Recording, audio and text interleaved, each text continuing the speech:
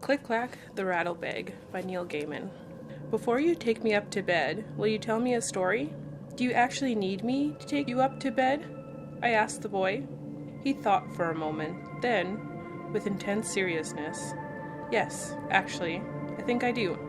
It's because I've finished my homework, and so it's my bedtime, and I'm a bit scared. Not very scared, just a bit.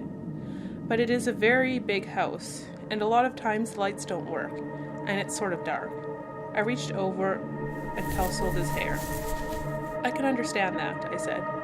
It is a very big old house. He nodded. We were in the kitchen, where it was light and warm. I put down my magazine on the kitchen table. What kind of story would you like me to tell you? Well, he said, thoughtfully, I don't think it should be too scary. Because when I go to bed, I will just be thinking about monsters the whole time. But if it isn't just a little bit scary, then I won't be interested. And you make up scary stories, don't you? I know she says that's what you do.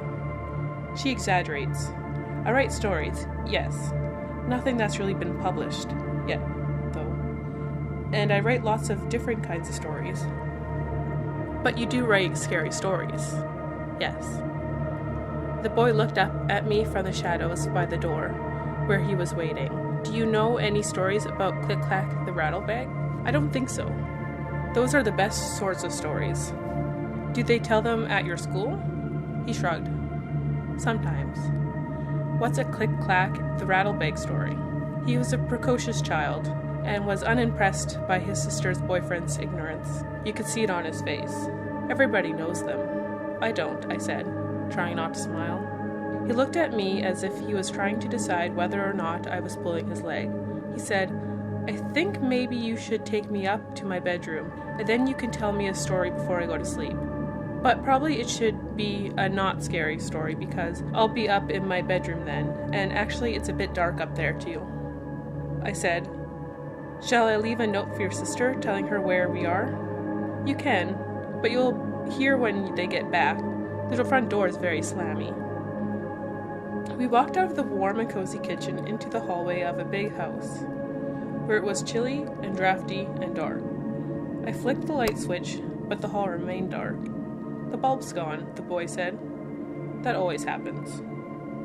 Our eyes adjusted to the shadows. The moon was almost full, and blue and white moonlight shone in through the high windows on the staircase, down into the hall.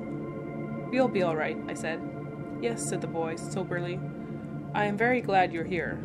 He seemed less precocious now. His hand found mine, and he held on to my fingers comfortably, trustingly, as if he'd known me all his life. I felt responsible and adult. I did not know if the feeling I had for his sister, who was my girlfriend, was love. Not yet. But I liked that the child treated me as one of the family. I felt like his big brother, and I stood taller. And if there was something unsettling about the empty house, I would not have admitted it for worlds. The stairs creaked beneath the threadbare stair carpet. Click-clacks, said the boy, are the best monsters ever. Are they from television? I don't think so. I don't think any people know where they come from. Mostly they come from the dark. A good place for a monster to come. Yes. We walked along the upper corridor in the shadows, moving from patch of moonlight to patch of moonlight. It really was a big house. I wished I had a flashlight. They come from the dark, said the boy, holding on to my hand. I think probably they're made of dark, and they come in when you don't pay attention. That's when they come in, and then they take you back to their... not nests. What's the word that's like nests, but not? House? No, it's not a house. Lair? He was silent then. I think that's the word, yes, lair. He squeezed my hand. He stopped talking. Right. So they take the people who don't pay attention back to their lair, and what do they do then? You're monsters. Do they suck all the blood out of you? Like vampires? He snorted. Vampires don't suck all the blood out of you. They only drink a little bit, just to keep them going. And, flying around. Click-clacks are much scarier than vampires. I'm not scared of vampires, I told him. Me neither. I'm not scared of vampires either. Do you want to know what Click-clacks do? They drink you. said the boy. Like a Coke? Coke is very bad for you, said the boy. If you put a tooth in the Coke in the morning, it will be dissolved into nothing. That's how bad Coke is for you, and why you must always clean your teeth every night. I heard the Coke story as a boy, and had been told as an adult that it wasn't true, but was certain that a lie which promoted dental hygiene was a good lie, and I let it pass. Click-Clacks drink you, said the boy. First they bite you, and then you go all ishy inside. And all your meat, and all your brains, and everything except your bones, and your skin turns into a wet, milky, shaky stuff, and then the Click-Clacks suck it out through the holes where your eyes used to be. That's disgusting, I told him. Did you make it up? We reached the last flight of stairs, all the way into the big house. No, I can't believe you kids make up stuff like that. You didn't ask me about the rattlebag, he said. Right. What's the rattlebag? Well, he said, sagely, soberly, a small voice from the darkness beside me. Once you're just bones and skin, they hang you up on a hook, and you rattle in the wind. So what do these Click-Clacks look like? Even as I asked him, I wish I could take the question back and leave it unasked. I thought, huge spidery creatures, like the one in the shower this morning. I'm afraid of spiders. I was relieved when the boy said, they look like what you aren't expecting, what you aren't paying attention to.